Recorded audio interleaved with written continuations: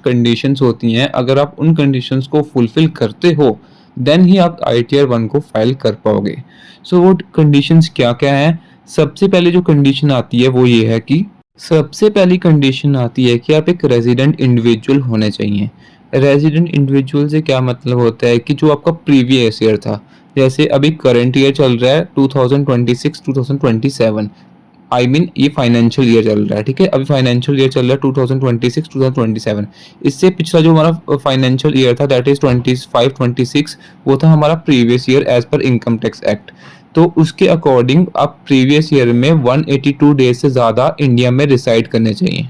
आप 182 डेज़ और उससे ज़्यादा इंडिया में रिसाइड करते होने चाहिए, ठीक है? और जो हमारी सेकंड कंडीशन आती है वो ये है कि जो आपकी एनुअल इनकम है वो 50 लाख रुपए से कम होनी चाहिए 1 साल की। मतलब प्रीवियस फाइनेंशियल ईयर में जो आपकी एनुअल इनकम हुई थी वो 50 लाख रुपए से कम की होनी चाहिए।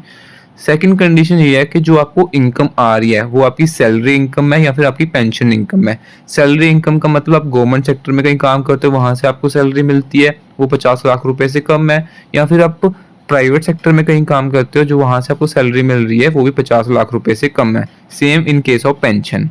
फोर्थ कंडीशन ये है कि जो आपकी इनकम फ्रॉम हाउस प्रॉपर्टी, अगर आपके पास कोई प्रॉपर्टी है या फिर कोई हाउस है उसको आपने उस हाउस प्रॉपर्टी को रेंट पे दिया है और वहां से आपको रेंटल इनकम आ रही है, अगर ऐसी कोई इनकम आ रही है, अगर आपको एक हाउस से ही रेंटल इनकम आ रही है या फिर एक प्रॉपर्टी से ही रेंटल इनकम आ रही है तो आप आईटीआर 1 फाइल कर सकते हो। अगर एक से ज्यादा प्रॉपर्टी से रेंटल इनकम आ रही है तो आप आईटीआर 1 के लिए एलिजिबल नहीं हो।